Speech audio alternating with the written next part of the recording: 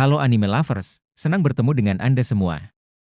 Pada video kali ini, kita akan membahas film serial anime legendaris, Slam Dunk.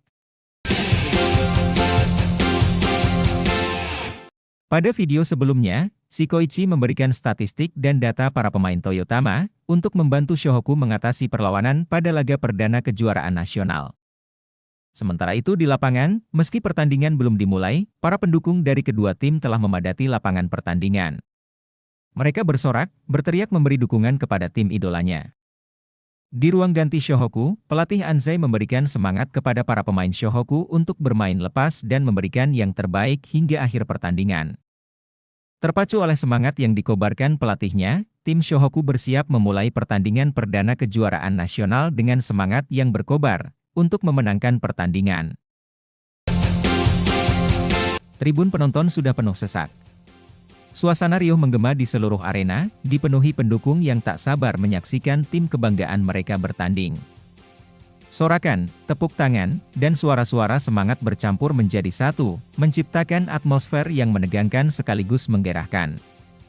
Di antara kerumunan, Yohei, Nozomi, Wokusu, dan Takamiya hadir dengan wajah penuh antusiasme. Mereka datang dari jauh, sengaja meluangkan waktu demi menyaksikan serta mendukung Shohoku, terutama sahabat mereka, Sakuragi. Namun, di sisi lain tribun, pemandangan berbeda tersaji.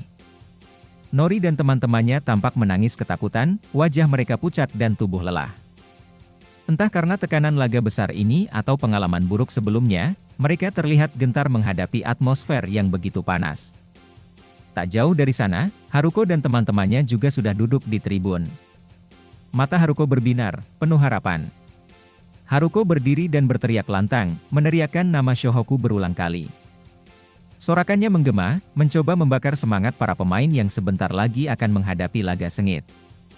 Para pemain Shohoku akhirnya muncul, berjalan memasuki lapangan. Dengan langkah tegap, mereka memasuki lapangan satu persatu. Di antara mereka, Sakuragi berjalan paling percaya diri, dadanya membusung, auranya begitu kuat. Namun, sorak-sorai dari tribun lawan segera berubah menjadi ejekan tajam. Pendukung Toyotama menatap Sakuragi dengan ekspresi meremehkan. Mereka berbisik-bisik, menertawakannya, dan tanpa ragu meneriakkan kata-kata yang dimaksudkan untuk menjatuhkan mentalnya. Mereka melihatnya bukan sebagai ancaman, melainkan sekadar pemain aneh dengan rambut merah yang tak pantas berada di lapangan. Namun, Sakuragi tetap berdiri tegap. Tidak ada keraguan di matanya, tidak ada goyah dalam langkahnya. Ejekan itu seolah tak memiliki dampak sedikit pun padanya. Dengan wajah penuh keyakinan, ia menatap ke depan, ke arah lapangan yang sebentar lagi akan menjadi medan pertempuran sesungguhnya. Kishimoto dan Itakura berdiri di belakangnya, mata mereka tajam menatap Sakuragi.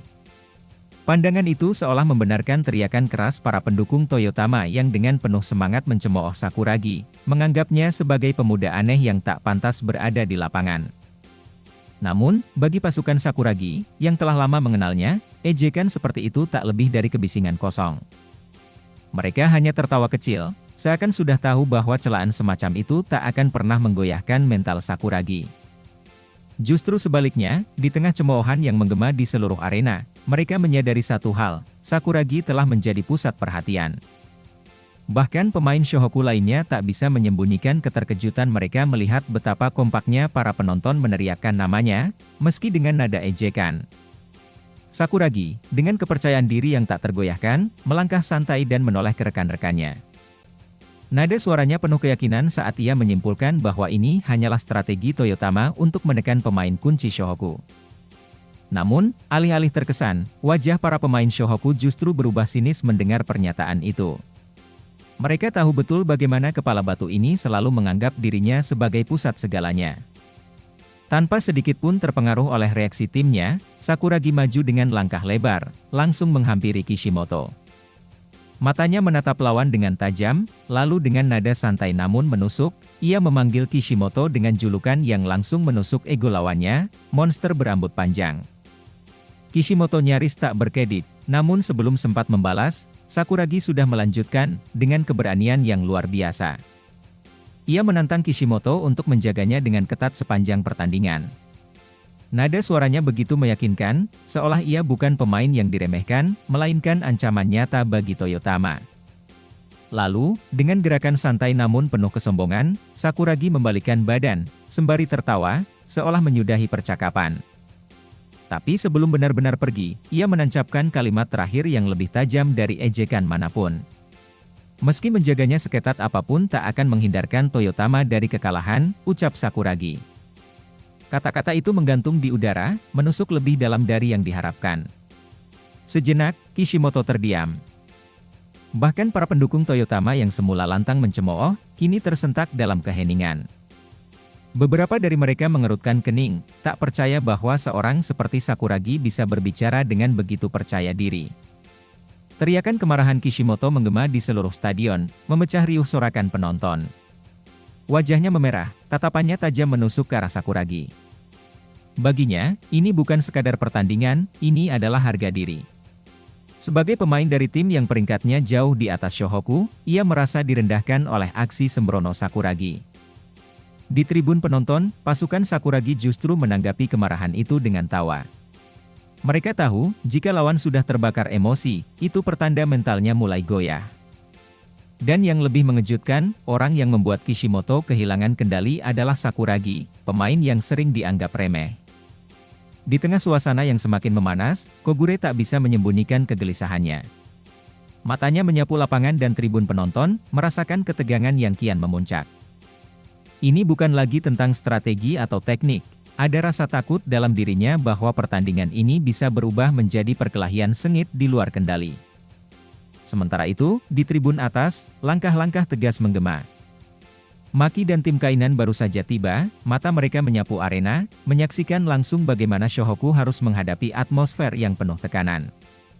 Sorakan sarkastik dari para pendukung Toyotama terus menghantam mental para pemain Shohoku, terutama Sakuragi, yang menjadi sasaran utama ejekan dan provokasi.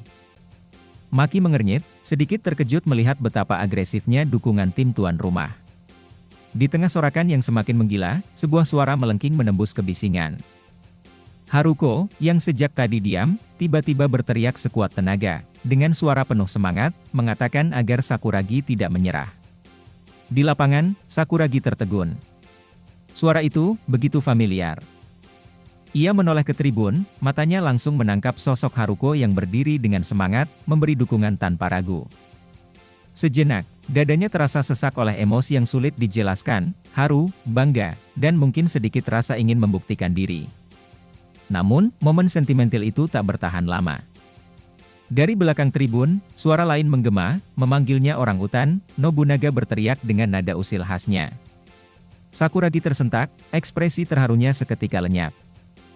Nobunaga, yang lebih realistis, hanya bisa mendesah dalam hati, menganggap pertandingan ini akan menjadi pertandingan terakhir Shohoku. Di atas kertas, Toyotama unggul dalam segala aspek, dan tekanan besar yang mereka berikan bisa saja menghabisi Shohoku sebelum pertandingan benar-benar dimulai. Di sisi lapangan, pelatih Anzai tetap tenang, wajahnya serius, pikirannya berputar mencari strategi terbaik untuk menghadapi permainan cepat Toyotama. Sementara itu, Akagi berdiri tegap, suaranya tegas memberi instruksi kepada Rukawa untuk berlari ke depan di saat Shohoku menguasai bola. Rukawa hanya mengangguk singkat, seolah dirinya tahu apa yang harus dilakukan. Tim Shohoku melawan Toyotama di posisi tengah, Akagi Takenori bersiap melawan Watamitsuki, keduanya tegap dan siap merebut bola. Di sisi lain, Sakuragi Hanamichi berhadapan langsung dengan Kishimoto Minori, sorot matanya penuh semangat. Rukawa Kaede berdiri kokoh di hadapan Minami Tsuyoshi, kapten sekaligus pemain andalan Toyotama.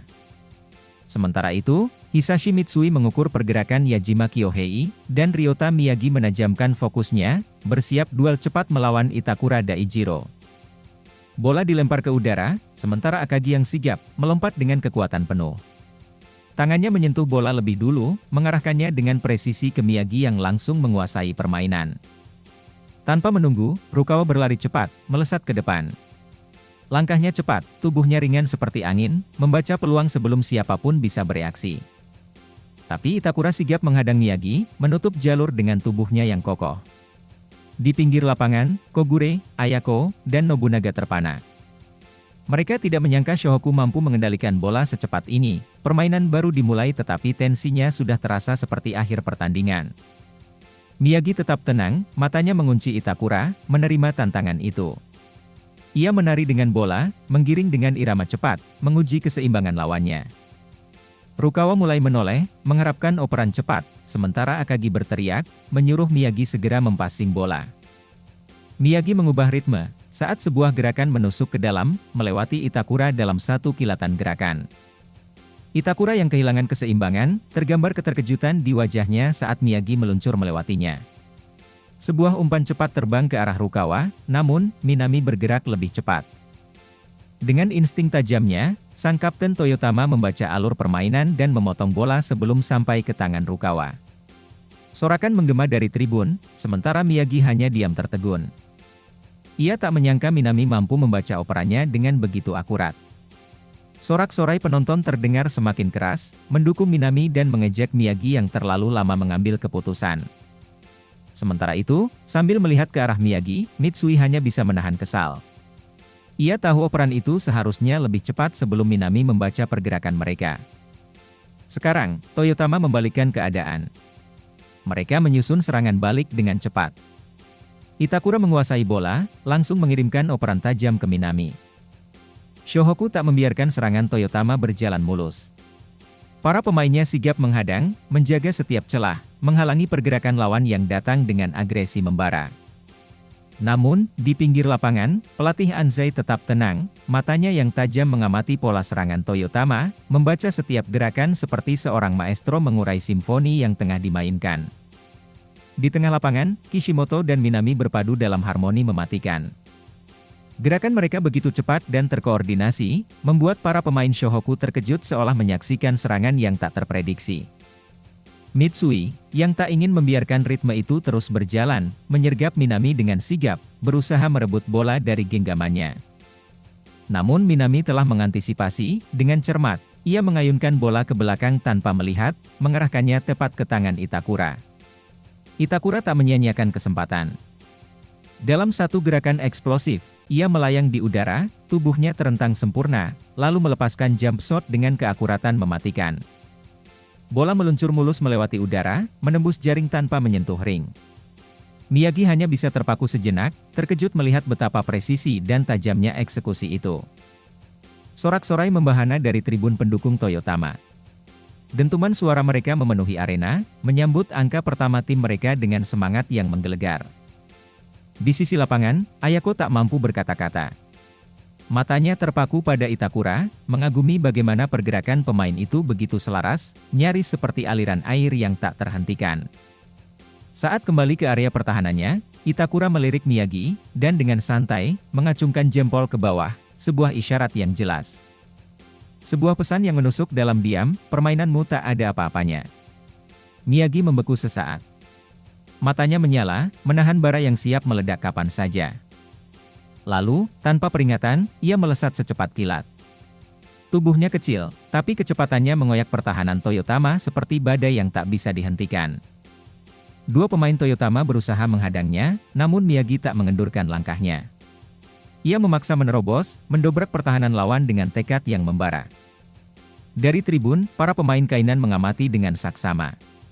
Mereka melihat keganasan Miyagi, namun menilai aksinya terlalu terburu-buru, seakan membiarkan emosinya mengendalikan permainan. Tapi di sisi lain lapangan, pelatih Anzai tetap seperti batu karang, tak sedikit pun bergeming. Matanya tetap tenang, seakan sudah bisa melihat kemana arah badai ini akan berhembus. Miyagi melesat ke dalam pertahanan Toyotama, tubuhnya yang kecil namun lincah meliuk melewati penjagaan lawan. Cahaya lampu lapangan memantulkan keringat di dahinya saat ia melompat untuk melakukan layup. Namun, sebelum bola meninggalkan ujung jarinya, bayangan gelap melesat dari sisi lapangan, Kishimoto. Secepat kilat, dia sudah di depan Miyagi, tubuhnya melenting dengan lompatan eksplosif. Mata tajamnya memancarkan tekad seorang pemain yang ingin mengukuhkan dominasi timnya. Miyagi terperanjat. Detik tadi, jalannya tampak terbuka, tapi kini Kishimoto sudah di sana, lengan terentang, siap membloknya. Namun, sang pengatur tempo Shohoku tak kehabisan akal. Dengan refleks secepat kilatan petir, ia mengubah keputusan di udara, mengarahkan bola ke rekannya yang lebih bebas. Tapi Kishimoto lebih dari sekadar cepat, dia membaca permainan. Pergerakan bola yang seharusnya menjadi peluang Shohoku justru dipotong dengan presisi luar biasa. Bola seakan tertarik ke tangannya, seolah-olah ia telah memperhitungkan semuanya sejak awal. Miyagi terdiam sejenak, matanya membelalak. Kecepatan, insting, dan ketepatan Kishimoto, semua berada di level yang tak ia duga. Dan di sisi lapangan, bahkan pelatih Anzai, yang jarang menunjukkan reaksi berlebihan, tampak sedikit terkejut. Di tengah riuh rendah stadion, sejenak Shohoku menyadari satu hal, Toyotama bukan lawan yang bisa diremehkan. Bagaimanakah kelanjutan kisah serunya? Untuk mengetahui kisah lengkapnya, silahkan tonton video selanjutnya.